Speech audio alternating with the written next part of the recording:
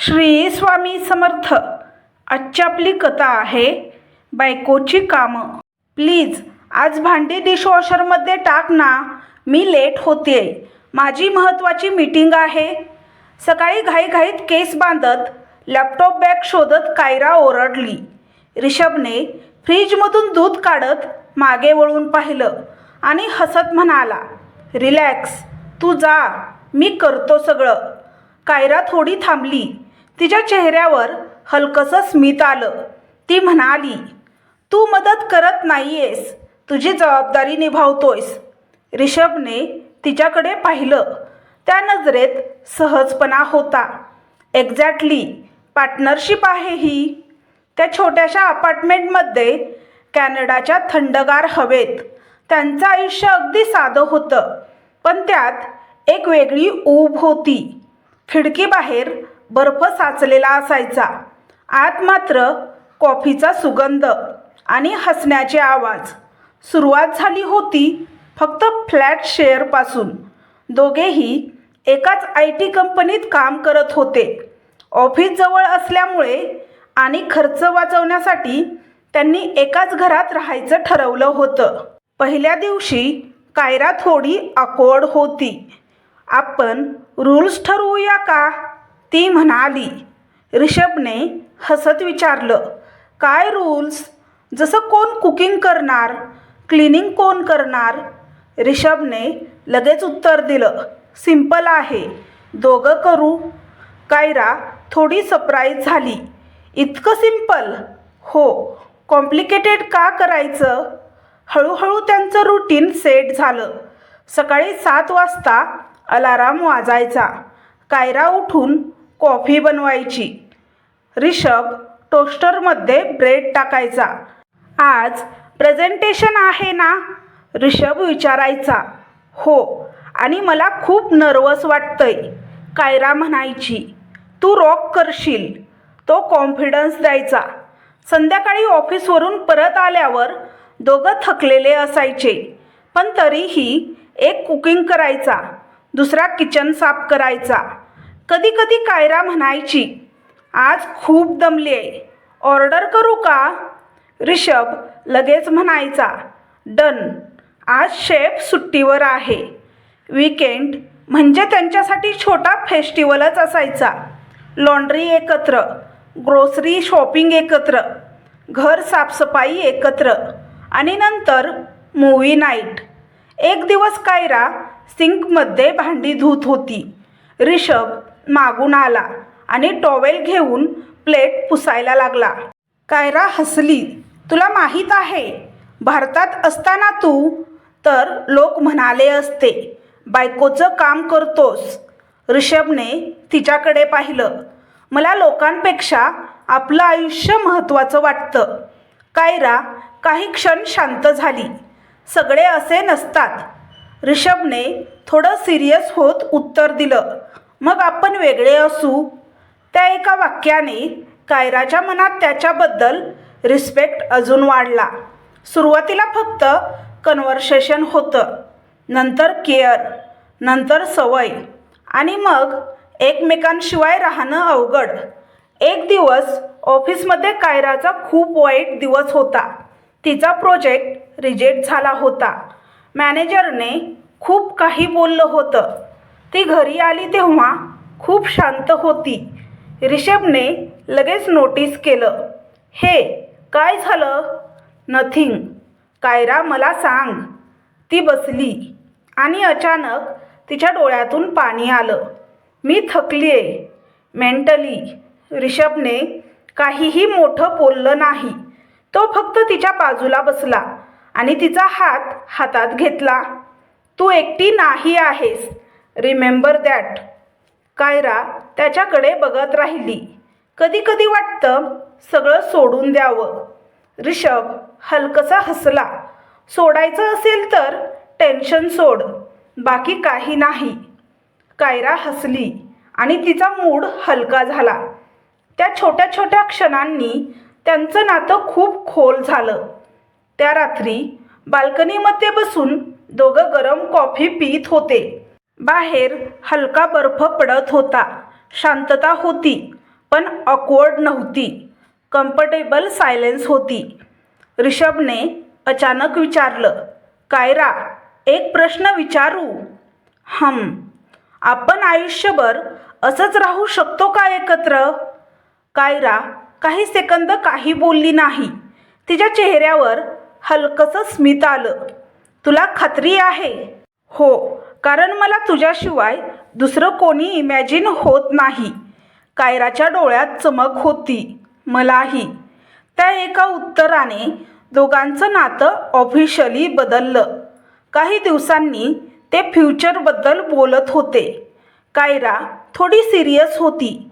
एक प्रॉमिस करशील? ऋषभने लगेच म्हटलं, एनिथिंग. कधीही, कुठेही. मला बायको म्हणून नाही, आता जसा आहेस तसा पार्टनर म्हणून बघशील? ऋषभने तिच्या डोळ्यात बघत उत्तर दिलं, बायको म्हणजे पार्टनर असते, कामवाली नाही. कायरा हसली. डील. डील.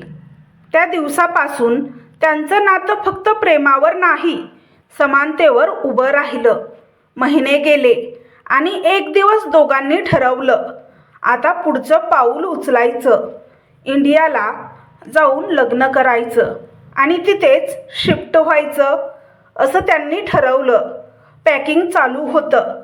कायरा कपडे फोल्ड करत होती. एक्सायटेड आहेस? ऋषभने विचारलं. हो, पण थोडी नर्वस आहे. का? तिथे सगळं वेगळं असेल. ऋषभ कॉन्फिडंटली म्हणाला, आपण आहोत ना एकत्र, काहीच प्रॉब्लेम नाही. फ्लाईटमध्ये बसलेली कायरा खिडकीतून खाली बघत होती. तिला आठवत होते ते सगळे मुमेंट. पहिला दिवस, पहिली कॉफी, पहिलं हसू, पहिलं आय केअर. ती हळूच म्हणाली, लग्नानंतर आपलं सगळं असंच राहील ना?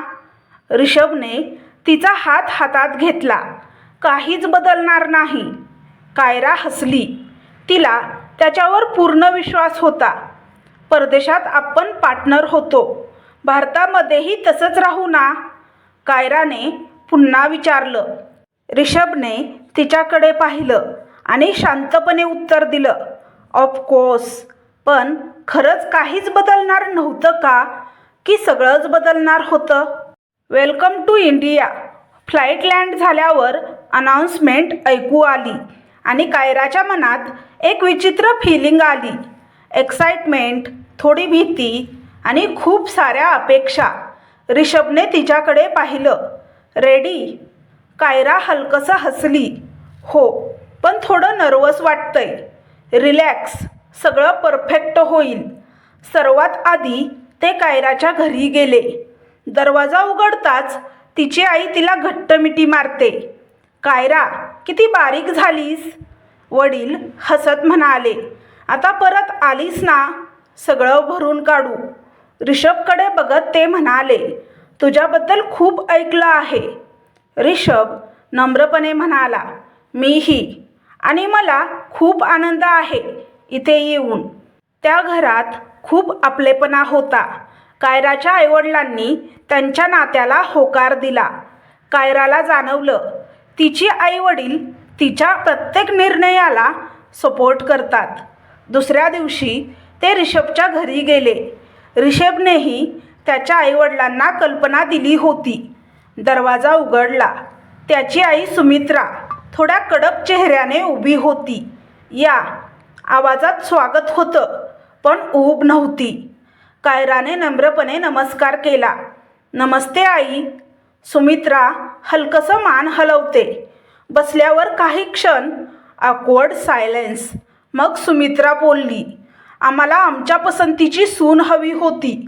कायराचं मन हलकसं दचकलं. ऋषभ लगेच म्हणाला, आई, मी सांगितलं ना, मला कायरा आवडते. वडील मध्येच म्हणाले, ठीक आहे, मुलगा खुश आहे, आम्हीही मान्य करतो. स्वीकार झाला, पण मनापासून नाही. हळूहळू लग्नाच्या तयारीला सुरुवात झाली. Shopping, functions, relative. कायरा आणि ऋषभ दोघेही बिझी होते. त्या सगळ्या गोंधळात कधीकधी ते दोघं एकटे बसायचे. आपलं लाईफ खूप बदलणार आहे, कायरा म्हणाली. ऋषभ हसला. पण आपण नाही बदलणार. कायरा त्याच्याकडे बघत राहिली. तिला त्या वाक्यावर विश्वास ठेवायचा होता. मोठ्या धूमधडाक्यात लग्न झालं. साखरपुडा, मेहंदी, संगीत, लग्न, सगळं परफेक्ट. लोक म्हणत होते परफेक्ट कपल आहे. कायरा हसत होती. पण तिच्या मनात एक छोटासा प्रश्न होता. सगळं खरंच असंच राहील ना? लग्नानंतर कायरा ऋषभच्या घरी आली. मोठं घर, जॉईंट फॅमिली सेटअप, आई, वडील, कधी कधी नातेवाईक. पहिल्या काही दिवसात सगळं ठीक होतं. कायरा ॲडजस्ट करण्याचा प्रयत्न करत होती. एक सकाळ कायरा उठली आणि किचनमध्ये गेली. सुमित्रा आधीच तिथे होती. उठायला उशीर झाला? कायरा शांतपणे म्हणाली. काल उशिरा झोपले. सुमित्रा थोड्या टोमण्याने म्हणाली. आमच्या घरातील सुना लवकर उठतात. कायरा काही बोलली नाही. त्या दिवशी ब्रेकफास्ट करताना ऋषभ उठून प्लेट उचलायला लागला. सुमित्रा लगेच म्हणाली, राहू दे, हे बायकांचं काम आहे. ऋषभ थांबला. क्षणभर तो कायराकडे पाहतो आणि मग प्लेट्स खाली ठेवतो. ठीक आहे. तो छोटासा मुवमेंट, पण कायराला जाणवलं काहीतरी बदलायला लागले. त्या दोघांनीही ऑफिस जॉईन केलं. एके दिवशी सकाळी कायरा ऑफिससाठी लेट होत होती. ती घाईत म्हणाली, ऋषभ, प्लीज आज घर साफ करण्यासाठी मदत कर ना. ऑफिसला उशीर होतोय. ऋषभ थोडा थांबला आणि म्हणाला, कायरा, आईला आवडत नाही. कायरा थोडी कन्फ्यूज झाली. म्हणजे तूच कर ना. त्या एका वाक्याने काहीतरी तुटलं. कायरा शांत झाली. तिला आठवलं, तू मदत करत नाहीयेस, जबाबदारी निभावतोयस. आज तोच माणूस म्हणत होता, तूच कर. त्या दिवसापासून कायरा जास्त बोलणं कमी करते. ती काम करते, ऑफिस प्लस घर. पण मनात प्रश्न वाढत जातात. सुमित्रा हळूहळू ऋषभला बोलायला लागते. बायकोला जास्त मोकळं सोडू नको. घरकाम बाईचं असतं. तू किचनमध्ये जातोस हे बरोबर नाही. ऋषभ सुरुवातीला काही बोलत नाही, पण तो ऐकतो. कायरा रात्री एकटी बसलेली असते. ती फोनमध्ये जुने फोटोज बघते. कॅनडाचे. ऋषभ कुकिंग करताना, दोघे हसताना, टीमवर्क. तिच्या डोळ्यात पाणी येतं. ती हळूच म्हणते, हा खरा तू आहेस की आत्ताचा? त्या रात्री कायरा आणि ऋषभमध्ये थोडा वाद होतो. कायरा विचारते, आपण तिथे दोघं काम करायचो, इथे मी एकटी का? ऋषभ चिडून म्हणतो, कायरा, हे इंडिया आहे, इथे असंच चालतं. आणि त्या एका वाक्याने कायराचं मन पूर्ण तुटतं. हे इंडिया आहे, हे वाक्य तिच्या मनात घुमत राहतं.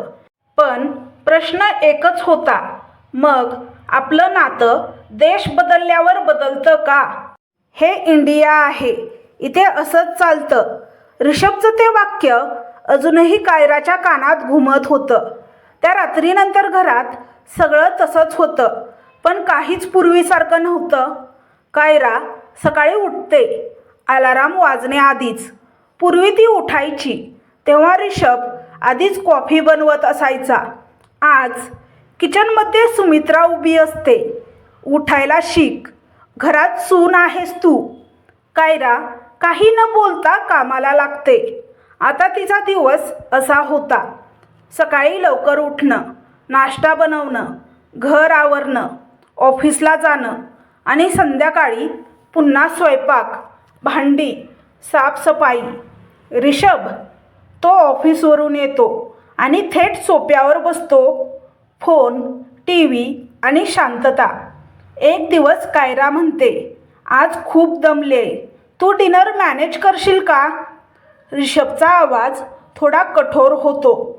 कायरा, रोज रोज नाही होत असं. आईलाही सगळं जमत नाही. ती नाराज होते. कायरा थबकते. म्हणजे तू ॲडजस्ट कर. ॲडजस्ट हा शब्द तिच्यासाठी आता ओझं बनतो. ऑफिसमध्ये कायरा स्ट्रॉंग असते, मीटिंग हँडल करते, टीम लीड करते, पण घरी येताना ती पूर्ण थकलेली असते. एक दिवस तिची कलीग म्हणते, अगं तू खूप थकलेली दिसतेस. कायरा हसत म्हणते, बहुतेक कामामुळे असेल. पण तिला माहिती होतं, हा फक्त वर्क नाही, तिला स्वतःसाठी वेळच मिळत नव्हता. एका रात्री कायरा आरशासमोर उभी असते. तिच्या चेहऱ्यावर थकवा दिसत असतो. ती स्वतःलाच विचारते, ही मी आहे? तिला आठवतं, कॅनडामधील ती कायरा, कॉन्फिडंट, हॅपी, इंडिपेंडंट. आणि आजची कायरा, फक्त निभावणारी. ती फोन उघडते, गॅलरीमध्ये जाते आणि कॅनडाचे व्हिडिओ प्ले करते. एक व्हिडिओ, रिषभ किचनमध्ये डान्स करत कुकिंग करत असतो. Chef Rishabh in action. Kaira हसत म्हणत होती. त्यावेळेस तो म्हणाला होता, हे आपल्या दोघांचं काम आहे, आपण पार्टनर आहोत. आणि आज तोच रिषभ म्हणतो, हे बायकांचं काम आहे. कायराच्या डोळ्यातून अश्रू वाहायला लागतात. त्या रात्री ती ठरवते, आज बोलायचंच. रिषभ, मला तुझ्याशी बोलायचं आहे. हां, बोल. तू बदललास. रिषभ लगेच चिडतो. Again same topic? Same topic नाही, सेम प्रॉब्लेम आहे. ती पुढे म्हणते, आपण तिथे दोघं सगळं शेअर करायचो, इथे मी एकटी का? रिषभचा आवाज वाढतो. कायरा, मी आधीच सांगितलंय, हे इंडिया आहे.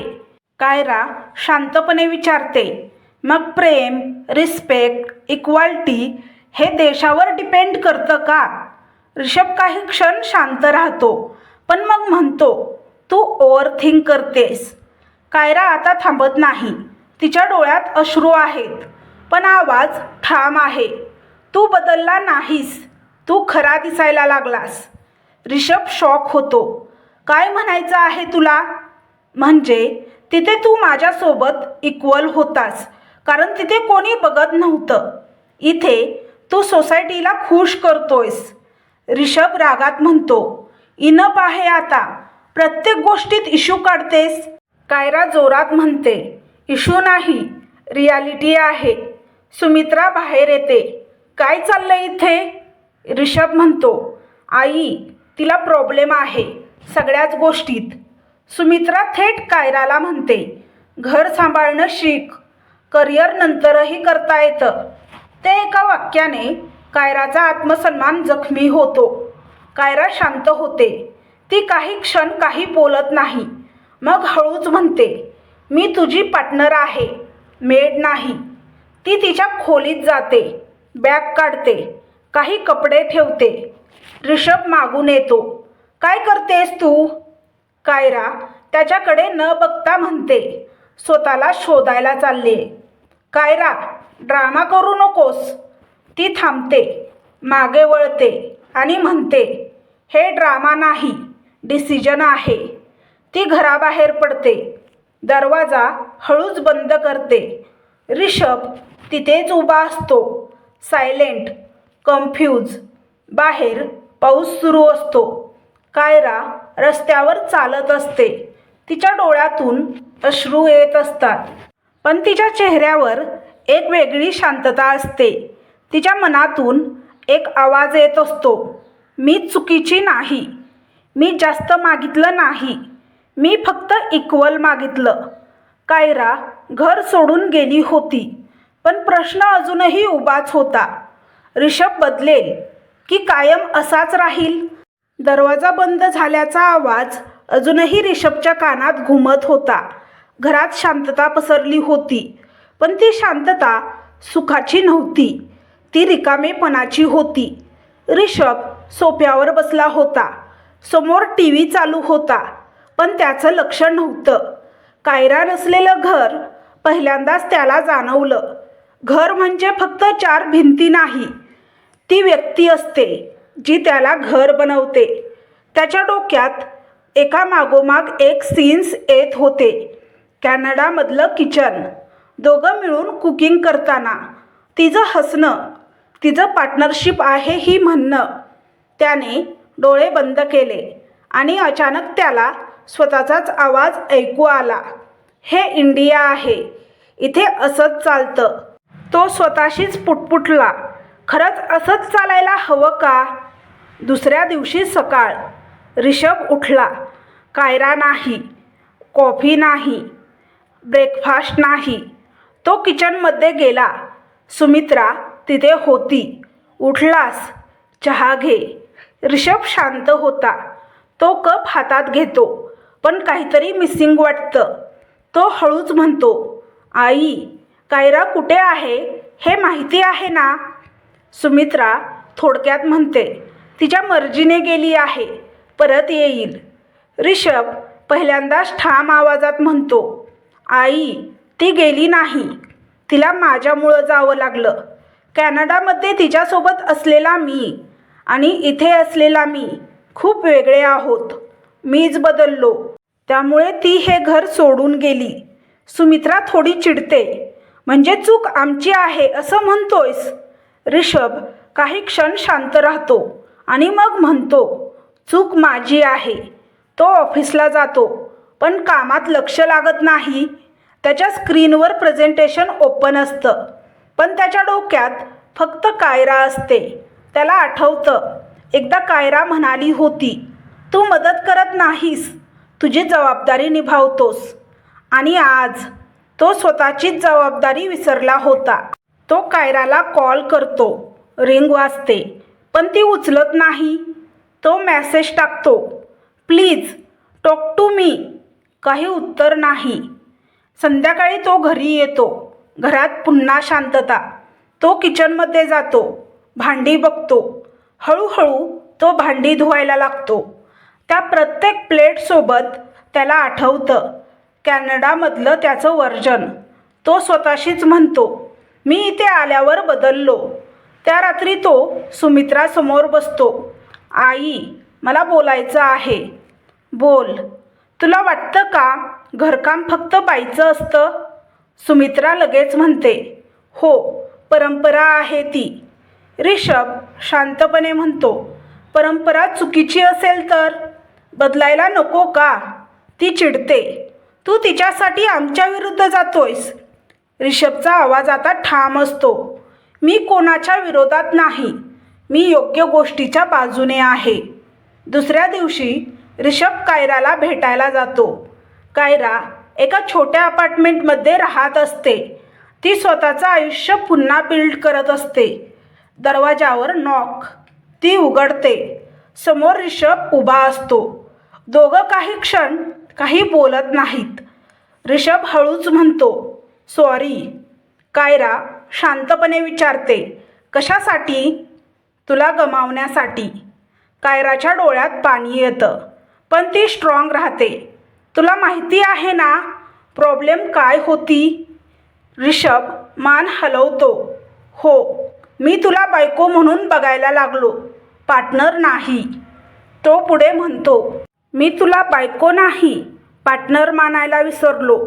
कायरा शांत होते. आणि आता मला कळलंय, प्रेम पुरेसं नसतं, रिस्पेक्ट पण हवा. कायरा काही क्षण विचार करते. कायरा हळूच म्हणते, एक चान्स देते, पण यावेळी पार्टनरशिप खरंच असायला हवी. ऋषभ हसतो. प्रॉमिस. दोघं परत एकत्र येतात. नवं आयुष्य सुरू होतं. यावेळी इक्वल म्हणून. प्रेम असणं पुरेसं नाही. नातं टिकवायला समानता आणि आदर आवश्यक असतो. तर तुम्हाला ही कथा कशी वाटली हे कमेंट बॉक्समध्ये कमेंट करून नक्की सांगा. कथा आवडल्यास व्हिडिओला लाईक, शेअर, सबस्क्राईब करा. व्हिडिओला हाईप करा, जेणेकरून हा व्हिडिओ जास्त प्रेक्षकांपर्यंत पोहोचेल. व्हिडिओ पाहिल्याबद्दल तुमचे मनापासून धन्यवाद. श्री स्वामी समर्थ.